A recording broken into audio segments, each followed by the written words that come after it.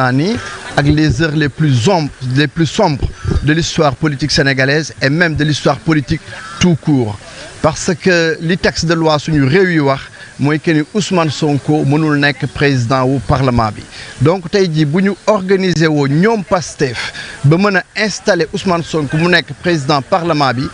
de manière contraire à la constitution moi que ni Pastef la mu dooroon ci opposition bi mi ngi ñëw au pouvoir du ko wéyele mooy fowe suñu institution yi mën nañ ko tudde en fait benn xeetu banditisme d'État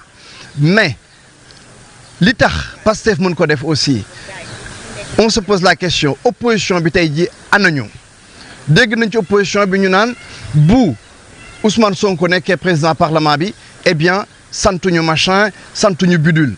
En fait ce sont ces préoccupations crypto-personnelles les calculs politiciens qui font que tey jii opposition bi existé au Sénégal si ce n'est justement ceux qui sont là aujourd'hui suñu naataange réew et NFA voilà donc avec coalition président Ablaye Fall donc gis nañ fi quelques éléments à pair mais gisuñu fi franchement une opposition structurée constituée, déterminée à faire face à Pastef. Et si nous continuons, ça c'est le premier coup de force de Pastef. Mais si l'opposition continue, si je puis dire, continuer à son cavalier seul, eh bien, Pastef, ce sera coup de force sur coup de force. Ousmane Sonko n'est que président Réumi. Ousmane Sonko, c'est l'incarnation de la banalisation d'une certaine forme de perversité et de dépravation bo xamné tay ji gis nañ ko ci réew mi Ousmane Sonko lepp lo xamné ci da fay ray société Ousmane Sonko lool lay incarner du tay lañ ko wax du tay lañ koy bayyi di wax dinañ ko continuer wax et en plus de ça responsable politique yi responsable associatif yi nga xam tay ji ñom ñoo fi tew donc di manifester de manière très pacifique ñu jël leen jàpp leen en l'occurrence Djibi Ndiaye Youssou Diagne de NFA qu'est-ce qu'ils ont fait taxaw nañu exprimer wu di filmer seen mën naa ne seen intervention policiers yi ñëw forcer leen bëgg leen fi jëlee et pourtant France 24 avec leurs deux journalistes de couleur dite blanche mais pourtant def nañ ci seen ay interview kenn inquiété wu leen même la presse sénégalaise tey jii nekkul devant le Parlement. Donc la seule presse qui a pu faire une interview aujourd'hui devant le Parlement, eh bien, c'est France 24. Donc, nous rappeler toujours une fois ce complexe d'infériorité. Pourtant, Pastef fok ñu li daf ñu waxone rupture, souverainisme, mais rupture, souverainisme, ma foi, indépendance. Mais ça, c'est vis-à-vis de l'ancien colon. Donc ça, c'est le français. Et pourtant, tey dit liberté bi français bi am ci suñu buntu Parlement, ñun Sénégalais amuñ ko fi bëgguñu di wax di tudd suñu bopp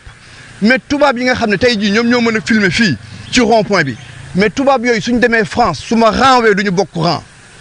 su ma renwee sama ginnaaw la ñuy rang c'est ça la vérité koñ yañ dëkk man ak ñoom bokkuñu ko fa ma dëkk xalaatuñ fa dëkk et pourtant bu ñu ñëwee Sénégal ñoom ñoo ma ëpp droit ci sama réew donc Pastef bu ngeen di wax rupture yéen a ngi ba léegi ci système d'infériorité bi donc tey jii président Bassirou Diomaye Faye d'ailleurs fan la tourné wu son partenaire c'est qui c'est la France donc Pastef trahir nañu ñu ngi continuer trahir mais may fàttali président Bassirou Diomaye Faye que ni responsabilité am ak lu mënti am suite à cette forfaiture là c'est sa responsabilité pleine et entière qui est engagée président Bassirou Diomaye Diakhar Faye il faut mu xam ko son nom sera-t-elle une tâche dans les annales de l'histoire de ce pays donc il faut ñu xam ni sénégalais yi ñoom ñoo ko moom Sénégal démocratie la ñu fi bëgg et notre démocratie nous ne l'avons pas acquise ma foi en dormant c'est des combats qui nous ont permis d'atteindre ce niveau de démocratie bi nga xam ni tey jii pays africains yu bari moom lañ ñu wege pays occidentaux yi également moom lañ ñu wege suñ démocratie boobu moom la ñuy fooye nii donc bu ñu jëlee Pastef toutes les références ci dictature la des régimes forts Chine Iran Ousmane Sonko moom moo dem ba ni suppression totale des libertés totale la wax du man damel may safal maa ko wax donc am nañu seen benn propagandiste boo xam ni sa référence maintenant c'est le grand bond de Mao 30 millions de morts une famine boo xam ni kenn xamul nu mu toll ñoom ñoo dem du sukk di jébbalu aussi ci ay mausolée Mao ak Deng Xiaoping donc ñooñu ñoom la ñu bàyyi tey jii ñu ñëw def forfaiture bi dans le parlement eh bien ñooñu bu ñu leen bàyyee référence yi ñu am ñooñu dictature la ñuy teg suñu kaw mais il faut ñu xam ni Sénégal ba fii ba jant bi di fenq dina am sénégalais yoo xam ni seen ngor seen jom seen fulla duñu ko jaay te dinañ taxaw jàkkaarloog Pastef de manière démocratique mais aussi de manière très déterminée de manière à ce que notre démocratie ne soit pas bafouée, ne soit pas foulée, de manière à ce que nous n'ayons pas une dictature au Sénégal. Loolu lañ amoon tey jii pour suñu mbokk yi may wax ni tey jii dama jaaxle aussi le peuple sénégalais tey jii li muy dund ko ci jamonoy Macky Sall tey jii li muy dund ko ci jamonoy Ablaye Wade dund ko ci jamono non plus Abdou Diouf donc comment se fait-il que ce peuple là tey jii lii xew fii ci parlement bi peuple bi bougé wul mel ni peuple bu ñu anesthésié la sans nul doute parce que opposition bi ci boppam moom moo anesthésié boppam les calculs politiciens ku ci nekk yaa ngi xaar mën naa ni le schisme entre Ousmane Sonko et Bassirou Diomaye Faye nga xool nan ngay mën a duggee ci biir jeu bi daal dem jëli say avantage wuti ay prébande tant que opposition bi donc génnul ci logique politicienne bi eh bien bu kenn yaakaar ni mën nañoo am ci réew mi lu baax mais en tout cas suñu naataangi réew ak ñu ko àndal NFA ak ñeneen ak ñeneen il est clair que ñun nous ferons face ñuy exprimer suñu solidarité à l'endroit de Djibi Ndiaye à l'endroit de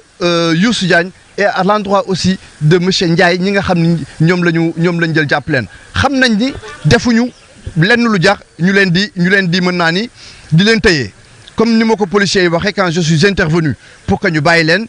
nee nañ ma dinañu leen bàyyi mais justement xam nañ ni dañ leen di bàyyi amul lenn lu ñu mën teg seen ndodd donc arrestation bu donc moo warul woon a mën a nekk tout simplement dañ doon filmer di exprimer une opinion politique donc il n'était pas nécessaire qu'ils viennent comme ça mën naa ni les bousculer et les violenter ce n'était pas nécessaire manque de respect la pour le peuple sénégalais manque de respect la pour les acteurs politiques sénégalais tout simplement. est-ce que tamit mënuñu jàpp que li tax seen ñàkk a teewaay gis nañ que ni information président Bassirou Diomaye Faye daan nañ servir conseil constitutionnel pour avis. mais président Bassirou Diomaye Diakhar Faye moom bu bàyyee pendant 2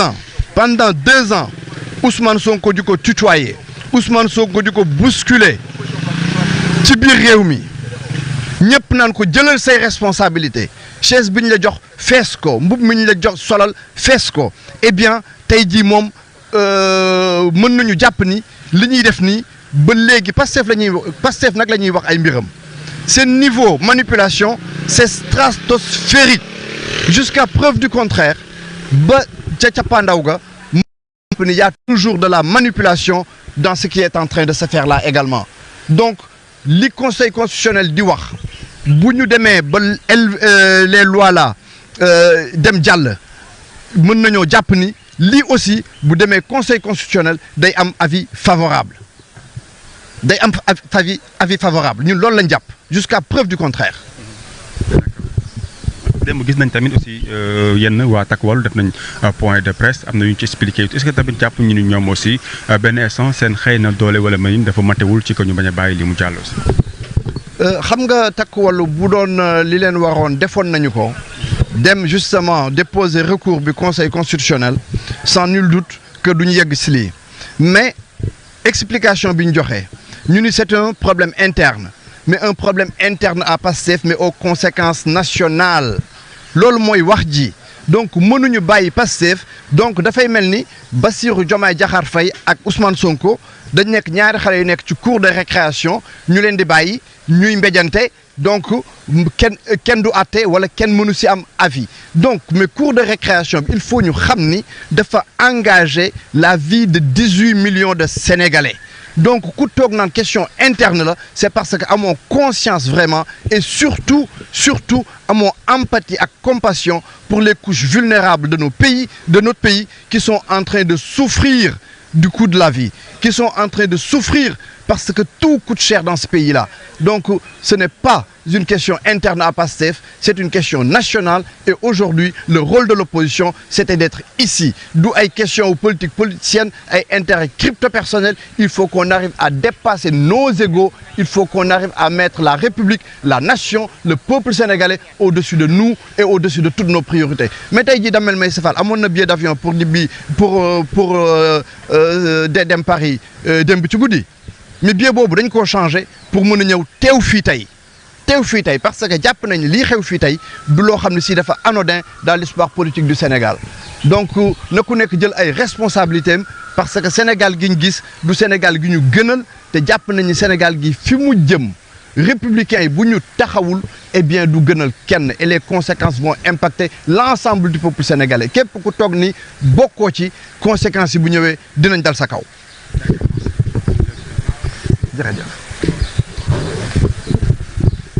Merci président.